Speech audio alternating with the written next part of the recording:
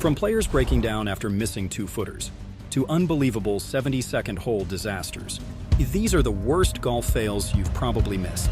And first, we start with number 20. This is Dustin Johnson at the 2017 WGC HSBC Champions. Imagine this. You're the world #1 golfer, riding high with a 6-shot lead heading into Sunday.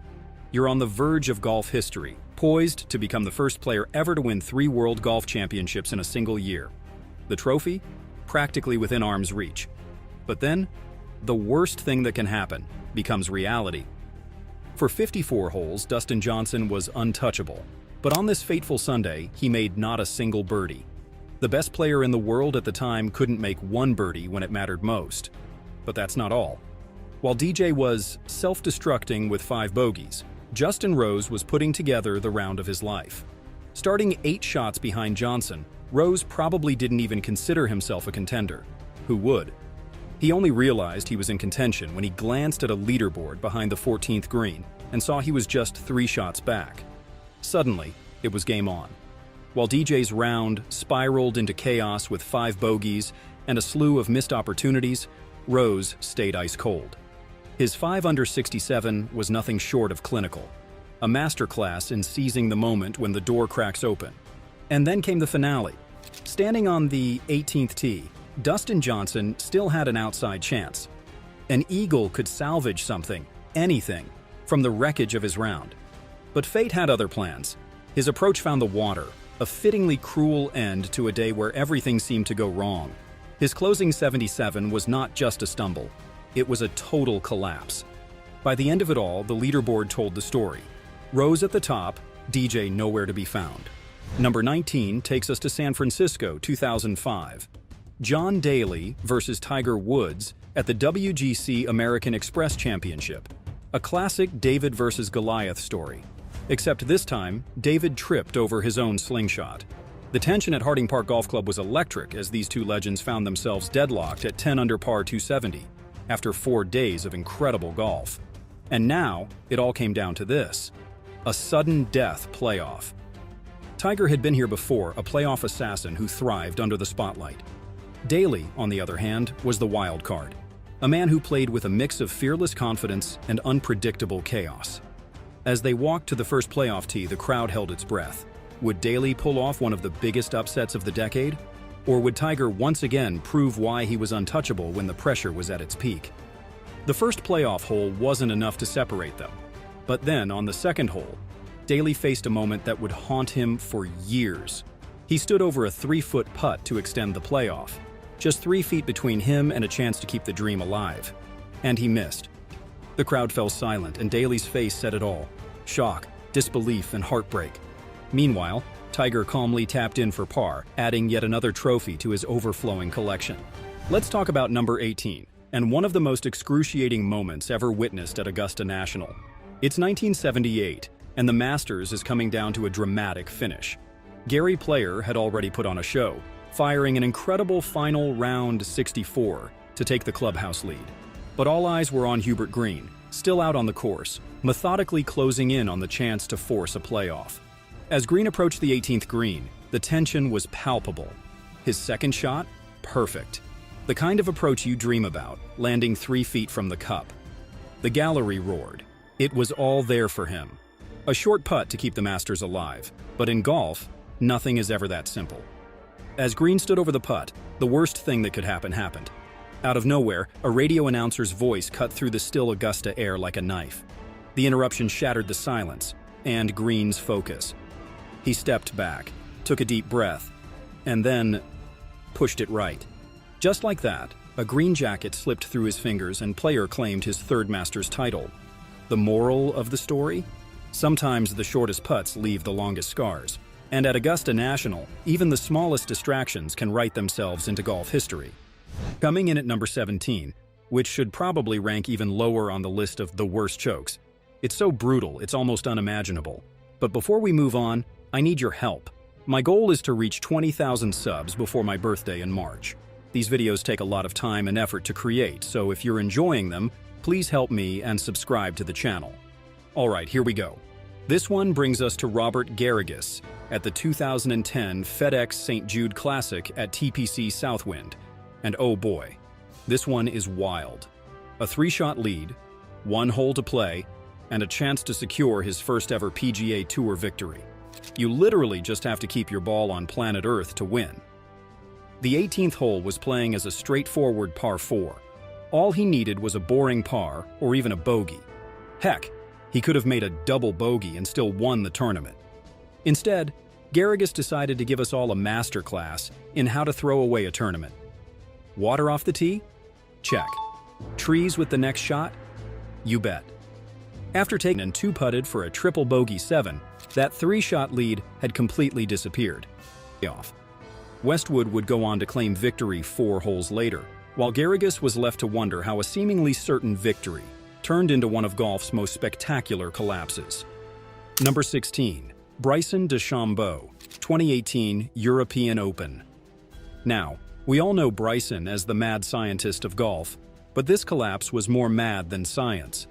Playing alongside Richard McEvoy in the final group, DeChambeau had everything going for him. He was leading by 1 shot with 3 par 5s in the final 4 holes. It was practically gift-wrapped for him.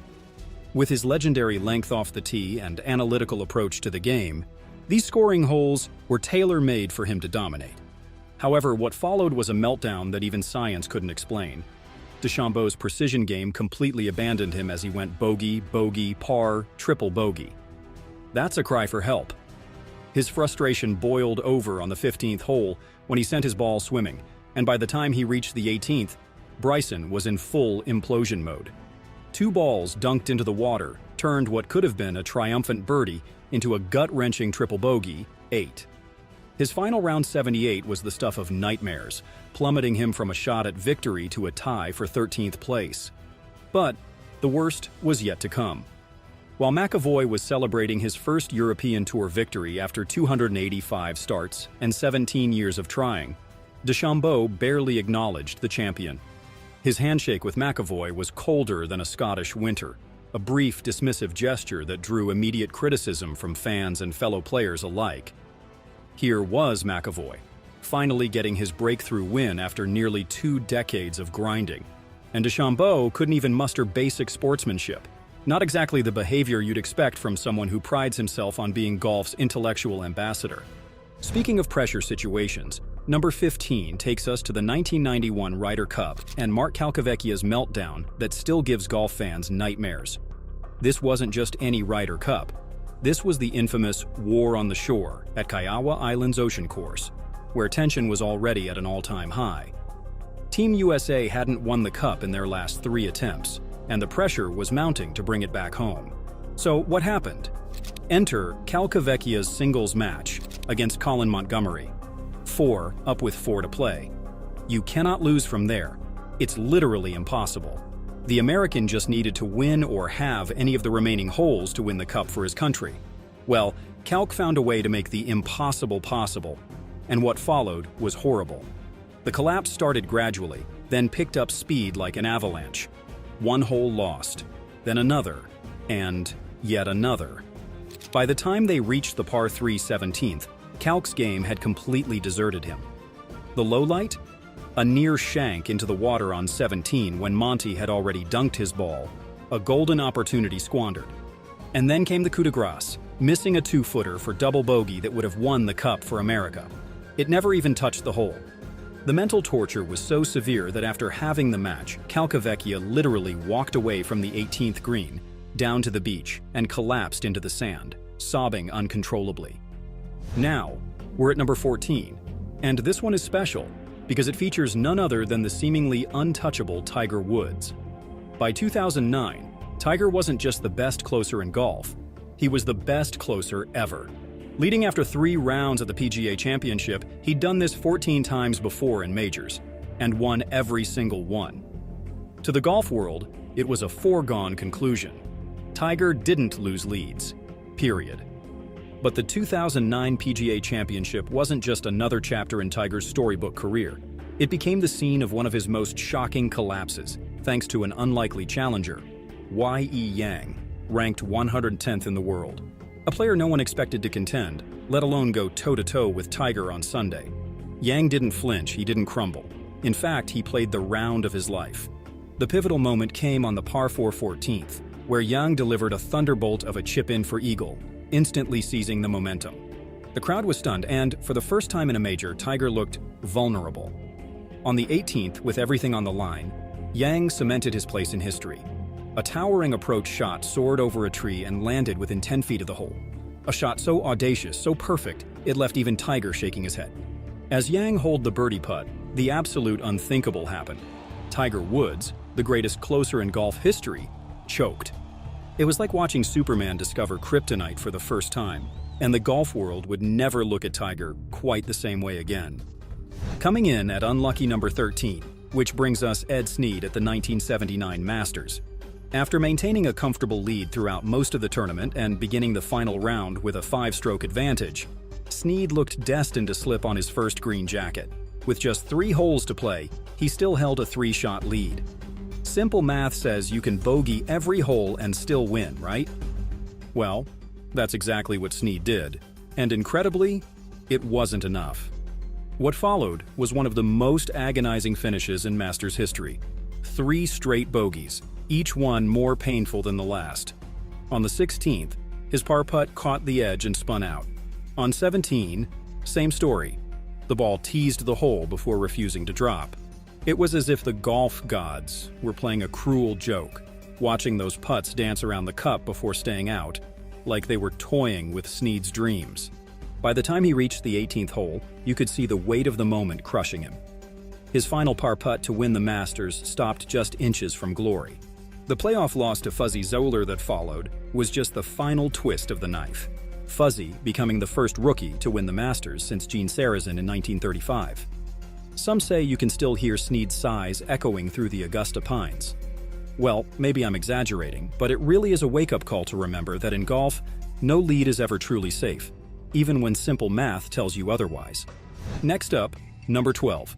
We're with Martin Kaymer at the 2015 Abu Dhabi Championship. And this one starts like a fairy tale, but ends like an absolute horror story. So, let me explain. First, you need to know that Kaymer wasn't just any player.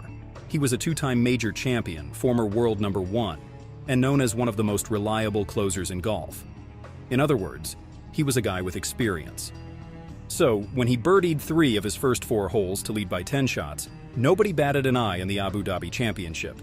At that point, you could relax and play the rest of the round with a beer on the other hand and still win from there.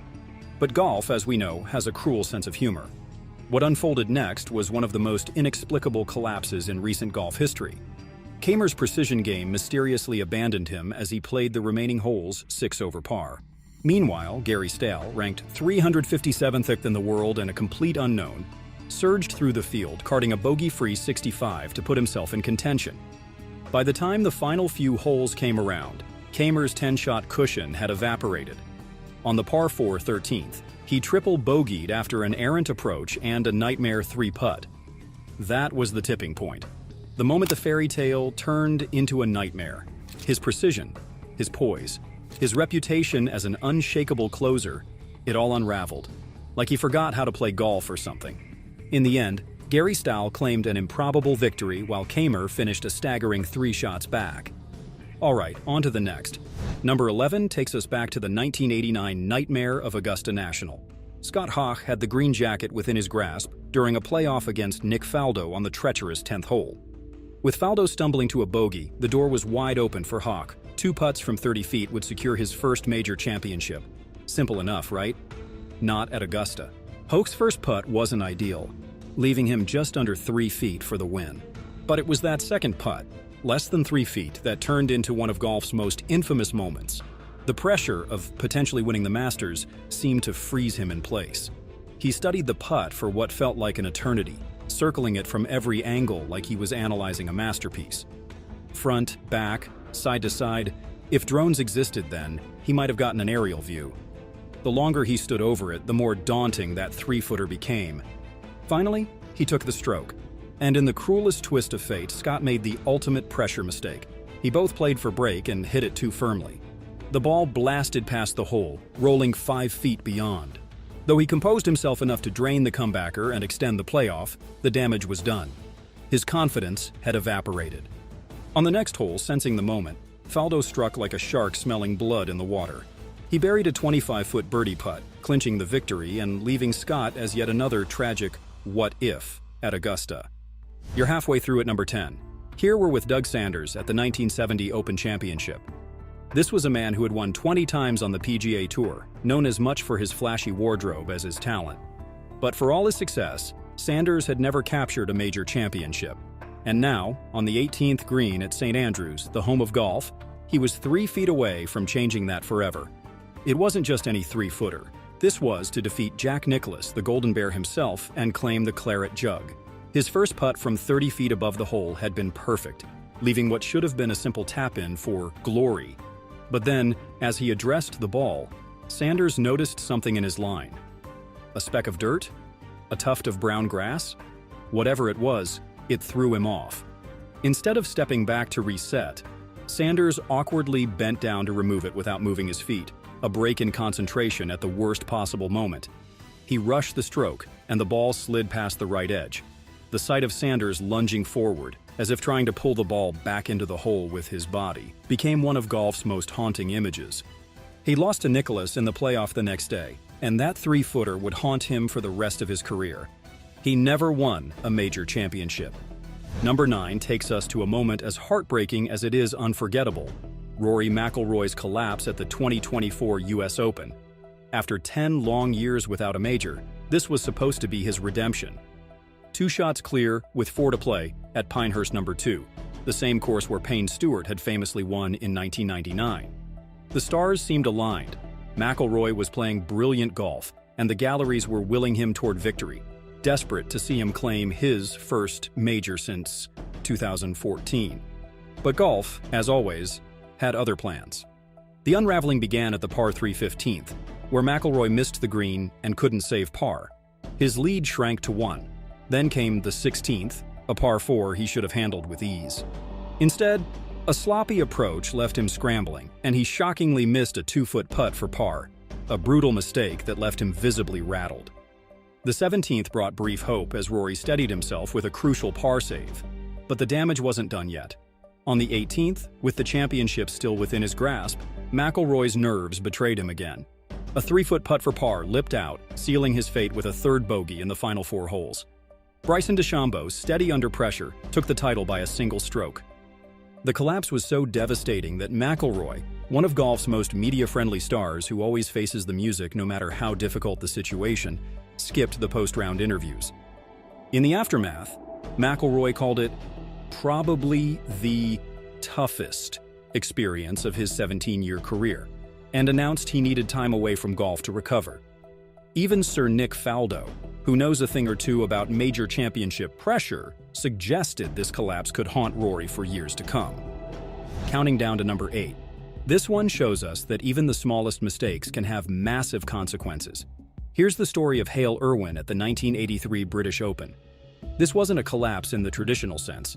It was more like a brain freeze of epic proportions, and it came out of nowhere during the 3rd round at Royal Birkdale.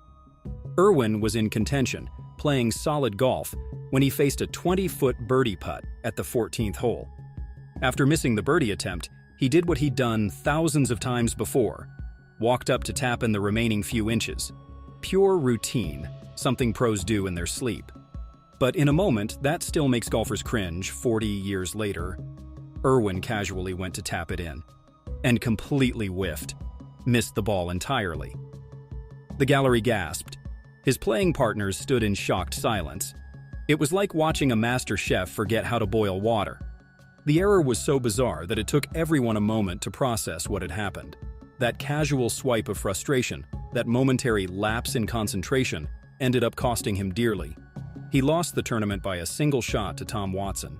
It's the golf equivalent of tripping over your own feet at the finish line.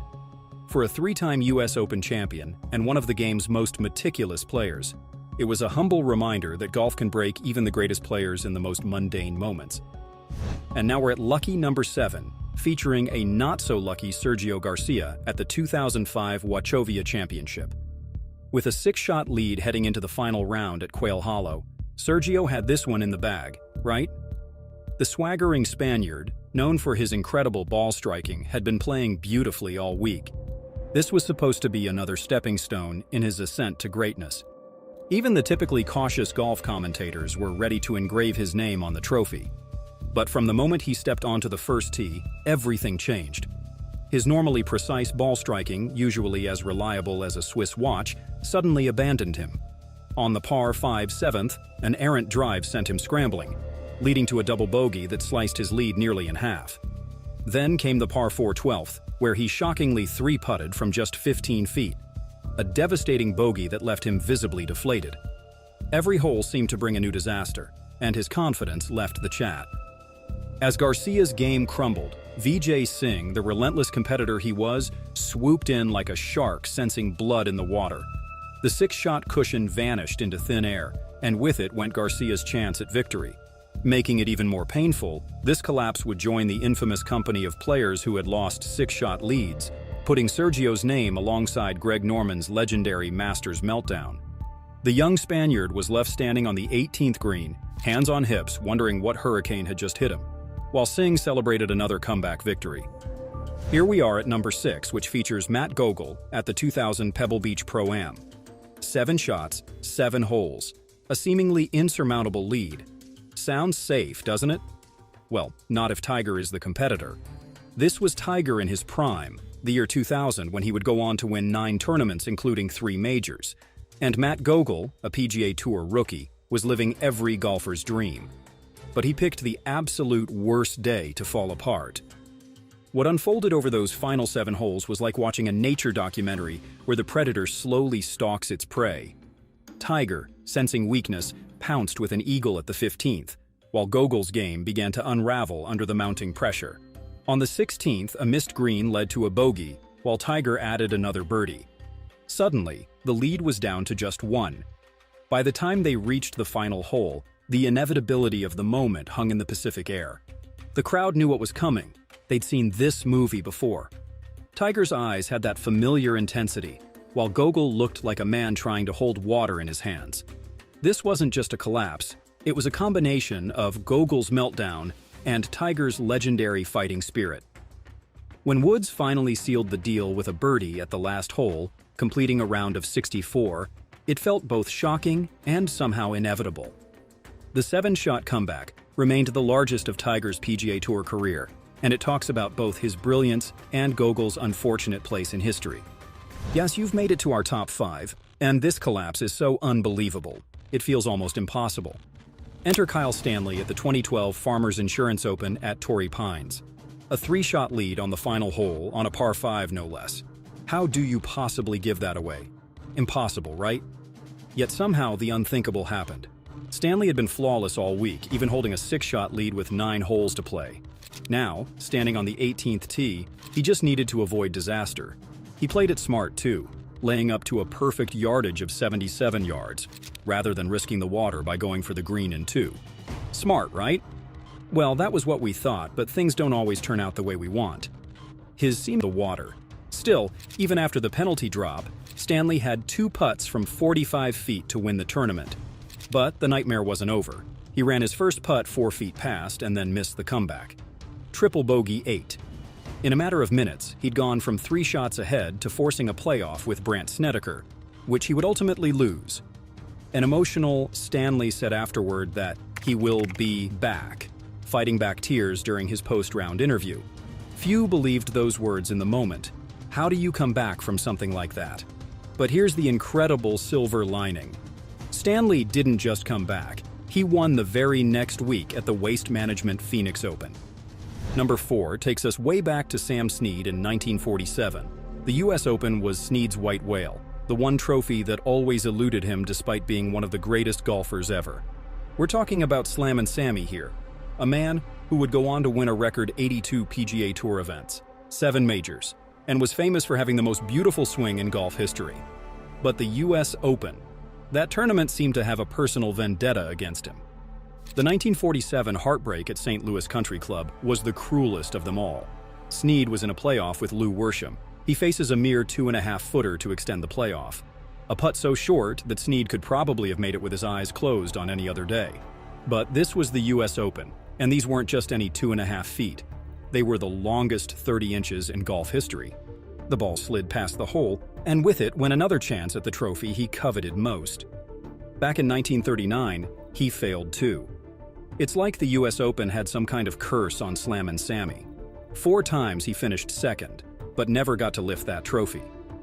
The tournament that should have been his masterpiece became his nemesis. And here we are at number 3, featuring what might be the most disastrous bunker play at the worst possible moment. This is Thomas Bjorn at the 2003 British Open at Royal St. George's. 3 shots ahead with 4 to play, the stoic Dane was on the verge of capturing his first major championship. He had played brilliant golf all week, mastering the quirky bounces and brutal winds of links golf. Even better, he was about to become the first Danish player to win a major championship. The claret jug was practically engraved with his name. Then came the par 3 16th hole and that bunker. A seemingly routine greenside sand shot turned into the stuff of nightmares. Bjorn's ball found the steep face of the trap, and the downfall started. His first attempt caught the steep slope and rolled back to his feet. The gallery groaned. No problem, he thought. Just try again. But the second attempt? Same result. The ball trickled back down the slope like it was drawn by a magnet, settling mockingly at Bjorn's feet. By the time he finally escaped on his third attempt, making double bogey, his 3-shot lead had vanished into the English seaside air. He would bogey the 17th as well, completing the collapse. Meanwhile, Ben Curtis, ranked 396th in the world and playing in his very first major championship, became the most unlikely champion in Open history. The American was so convinced he wouldn't win that he had already booked a flight home before the leaders finished. Number 2 takes us back, yes again, to the infamous War on the Shore at Kiawah Island in 1991, one of the most gut-wrenching Ryder Cup finales in history. You're probably thinking, wait, didn't we already cover this one?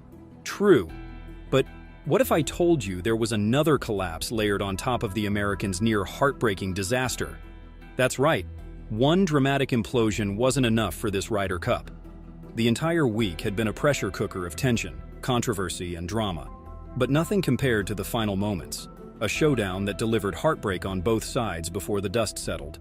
It wasn't just Bernhard Langer who faced immense pressure that day. Earlier, Mark Calcavecchia endured his own collapse for Team USA. 4 up with 4 to play against Colin Montgomerie, Calcavecchia crumbled, losing hole after hole and missing a 2-footer on the 17th that could have sealed the match. Instead, he halved it, walking off with tears in his eyes, thinking he had thrown it all away. Enter Bernhard Langer, Europe's anchor and one of the most dependable players of his generation. Langer had a 6-foot putt on the final hole of the final match to retain the cup for Europe. But this wasn't just any 6-footer. It was the 6-footer, the kind of putt that could make or break legacies. Langer had a long history with the putting yips, a career-long battle that had seen him switch to a long putter and experiment with various grips just to keep his career alive. Now, here he was, facing the putt of his life. The silence around the green was deafening. His teammates watched helplessly. The Americans held their breath. The ball started on line but slid agonizingly by the right edge. The Americans erupted in celebration, while Langer stood there, hands on his head, the weight of European hopes crushed in an instant. The War on the Shore had its dramatic conclusion, and it couldn't have been more heartbreaking for the Europeans. And finally, number 1, Arnold Palmer, 1966 US Open at the Olympic Club in San Francisco. This wasn't just a collapse, this was a complete and utter implosion that still echoes through golf history. Palmer, the king himself, at the height of his powers, with his army of fans following his every move, was on the verge of something special.